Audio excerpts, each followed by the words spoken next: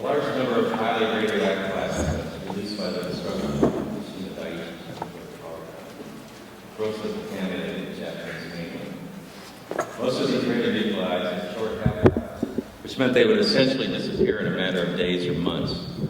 For many of those who were exposed to them, there will be major health consequences.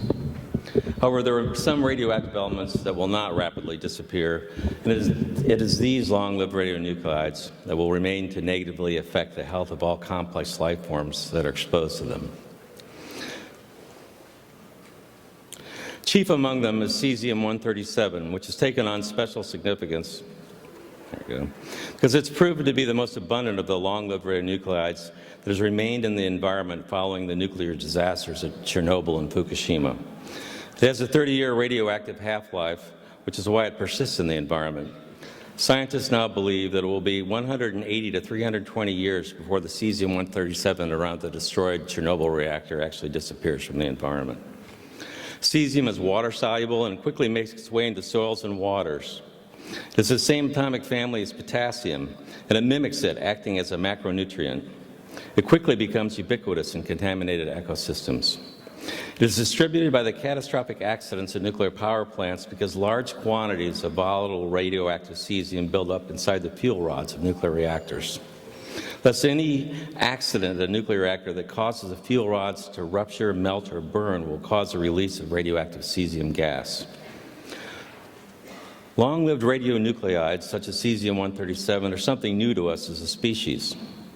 They did not exist on Earth in any appreciable quantities during the entire evolution of complex life. Although they are invisible to our senses, they are millions of times more poisonous than most of the common poisons we are familiar with. They cause cancer, leukemia, genetic mutations, birth defects, malformations, and abortions at concentrations almost below human recognition and comprehension. They are lethal at the atomic or molecular level. They emit radiation, invisible forms of matter and energy that we might compare to fire, because radiation burns and destroys human tissue. But unlike the fire of fossil fuels, the nuclear fire that issues forth from radioactive elements cannot be extinguished. It is not a fire that can be scattered or suffocated, because it burns at the atomic level. It comes from the disintegration of single atoms. Thus, radioactivity is a term which indicates how many radioactive atoms are disintegrating in a time period. We measure the intensity of radioactivity by the rate of disintegrations and the energy they produce. 1 becquerel is equal to 1 atomic disintegration per second. 1 curie is defined as that amount of any radioactive material that will decay at a rate of 37 billion disintegrations per second. So 1 curie equals 37 billion becquerels. Sometimes these man-made radionuclides are compared to naturally occurring radionuclides, such as potassium-40, which is always found in bananas and other fruits. However, this is a false comparison, since naturally occurring radioactive elements are very weakly radioactive. In the charts from the labs that are in green up there, the radioactivity is described as a specific activity. Note that potassium-40 has a specific activity of 71 10-millionths of a curie per gram. Compare that to the 88 curies per gram for cesium-137. It's like comparing a stick of dynamite to an atomic bomb. Highly radioactive fission products such as cesium-137 and strontium-90 emit 10 to 20 million times more radiation per unit volume than does potassium-40. So which one of these would you rather have in your bananas? It is, in fact, the amount of cesium-137 deposited per square kilometer of land that defines the degree to which an area is classified as being too radioactive to work or live. One may get an idea of the extreme toxicity of cesium-137 by considering how little of it is required to make a large area of land uninhabitable. The lands that were grossly contaminated by the destruction of the Chernobyl nuclear power plant are classified by the number of curies of radiation per square kilometer. There were 3,840 square miles of land contaminated with 15 to 40 curies of radiation per square kilometer. These lands are considered strict radiation dose control zones. The 1,100 square mile uninhabitable exclusion zone that surrounds the destroyed Chernobyl reactor has greater than 40 curies of radioactivity per square kilometer. For those more familiar with square miles, that would be 104 curies per square mile. Consider again that 1 gram of cesium-137 has 88 curies of radioactivity. Thus, as little as 1/3 of a gram of cesium-137 made into microparticles, distributed as a smoke or gas over an area of 1 square kilometer will make that square kilometer uninhabitable. Less than 2 grams of cesium-137, a piece smaller than an American dime, if made into microparticles and evenly distributed over as a radioactive gas over an area of 1 square mile, will turn that square mile into an uninhabitable radioactive exclusion zone. Central Park in New York City can be made uninhabitable by 2 grams of microparticles of cesium-137.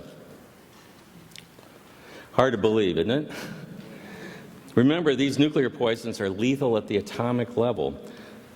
There are as many atoms in 1 gram of cesium-137 as there are grains of sand in all the beaches of the world. That's 10 to 21 atoms, 10 to the 21st power. 1,480 trillion of them, which is 10 to the 12th power, are disintegrating every second, releasing invisible nuclear energy. So this works out to about 1.5 million disintegrations per square meter. You can see how this works then. I included an extra slide just to note the immense inventories of cesium-137, 150 million curies that are located in the nearby spent fuel pool at Indian Point Nuclear Power Plant, which is about 40 miles from here by road, and less than that as the radioactive cloud flies. Many of the 104 U.S. commercial nuclear reactors and power plants have more than 100 million curies of cesium-137 in their spent fuel pools. This is many times more than the spent pools at Fukushima. So now that we have some idea of the extreme toxicity of cesium-137, let's look at the extent of the contamination of the Japanese mainland. It's now known that the reactors 1, 2, and 3 at Fukushima Daiichi all melted down and melted through the steel reactor vessels within a few days following the earthquake and tsunami of March 11, 2011. This was not made public by either TEPCO or the Japanese government for 2 months. The greatest amounts of highly radioactive gases were released shortly after the meltdowns, and 80% of this gas released by the reactor is believed to have traveled away from Japan over the Pacific. However, the remaining 20% was dispersed over the Japanese mainland. On March 11th, the U.S. National Nuclear Security Administration offered the use of its NA-42 aerial measuring system to the Japanese and U.S. governments. The National Atmospheric Release Advisory Center of the Lawrence Livermore Lab stood up to provide atmospheric modeling projections. The next 2 slides were produced by Lawrence Livermore and were presumably given to the Japanese government. On March 14th, the easterly winds which had been blowing the highly radioactive gases and aerosols coming from Fukushima out to sea shifted and pushed the radioactive plume back over the Japanese mainland. You can see the progression. The red indicates the radioactive plume. Note that the images indicate that the plume first went south over Tokyo and then reversed and went north as the wind changed. All the areas where the radioactive gases passed were contaminated. However, the heaviest contamination occurred where rainfall, where it rained out. And this accounts for the patchy deposition of the radioactive fallout. 8 months after the disaster, the Japanese Science Ministry released this map. That's the one with the, let's see, it would be on your right, which shows that 11,580 square miles, which is 30,000 square kilometers, which represents 13% of the Japanese mainland, have been contaminated with long-lived radioactive cesium. Note that the official map does not note any cesium-137 contamination in the Tokyo metropolitan area, unlike an unofficial survey done about the same time by Professor Yukio Hayakawa of Gunma University. Given the fact that the Japanese government and TEPCO denied for 2 months that any meltdowns that had occurred at Fukushima, one must look at all official data with a healthy degree of skepticism. 4,500 square miles, or earlier today we heard 7,700 square miles, which is an area larger than the size of Connecticut, was found to have radiation levels that exceeded Japan's previously allowable exposure rate of 1 millisievert per year. Rather than evacuate this area, Japan chose to raise its acceptable radiation exposure rate by 20 times, from 1 millisievert to 20 millisieverts per year. However, approximately 300 square miles adjacent to the destroyed Fukushima reactors were so contaminated that they were declared uninhabitable. 159,000 Japanese were evicted from this radioactive exclusion zone, lost their homes, property, and businesses, and most have received only a small compensation to cover the costs of their living as evacuees. Note here that the criteria used for evacuation is the millisievert. It's not a measured quantity of radiation per unit area that I've described, such as the Curie or becquerel. Rather, the sievert is a calculated quantity. It's calculated to represent the biological effects of ionizing radiation. In other words, the millisievert is a derived number based on the mathematical models which are used to convert the absorbed dose to effective dose. So what is the increased health risk to Japanese based upon their exposure to 20 millisieverts per year? Let's examine the figures constructed on the basis of data published by the National Academy of Sciences. It was provided to me by Ian Gard. The vertical y-axis is calibrated to the number of cancer cases per 100,000 age peers, and the horizontal x-axis depicts the age of the population beginning at 0 years and moving towards old age. Examine the allegedly safe dose of 20 millisieverts per year. As a result of this exposure, there will be about 1,000 additional cases of cancer in female infants and 500 cases of cancer in infant boys per 100,000 in their age groups. There will be an additional 100 cases of cancer in 30-year-old males in their age groups. Now, notice that children, especially girls, are at most risk from radiation-induced cancer. In fact, female infant has 7 times greater risk, and a 5-year-old girl has 5 times greater risk of getting a radiation-induced cancer than does a 30-year-old man. I want to note here that there's a great deal of controversy in regards to the accuracy of the methods used to arrive at the millisievert measurement, especially in regard to an accurate determination of the biological effects of an external versus internal exposure to ionizing radiation. That is, the effects of an exposure to a source of ionizing radiation that is external to the body versus an exposure that comes from the ingestion of radionuclides that provide a chronic, long-term internal exposure to living cells, which are adjacent to the radioactive atoms or particles. In the land surrounding Chernobyl and Fukushima, the primary route of internal exposure is through the ingestion of foodstuffs contaminated with cesium-137, which tends to bioaccumulate in plants and animals. What this means is that cesium-137 cannot be excreted faster than it's being ingested. Thus, it accumulates and increases in its concentration in the plant or animal that is routinely ingesting it. Cesium-137 also tends to biomagnify as it moves up the food chain. This means it becomes progressively more concentrated in predator species. We've seen this before with other industrial toxins, such as DDT, which can magnify its concentration millions of times from the bottom to the top of a food chain. Consequently, all of the foodstuffs in a contaminated region tend to contain cesium-137. Those naturally rich in potassium, such as mushrooms and berries, tend to have very high concentrations. Dairy products and meats also tend to have higher concentrations. The International Commission on Radiological Protection, the ICRP, which sets radiation safety standards, recognizes that cesium-137 bioaccumulates in humans. This ICRP figure compares a single ingestion of 1,000 becquerels of cesium-137, a one-time exposure, with a daily ingestion of 10 becquerels. On the single exposure, notice that half the cesium-137 is gone from the body in 110 days. That's considered the biological half-life.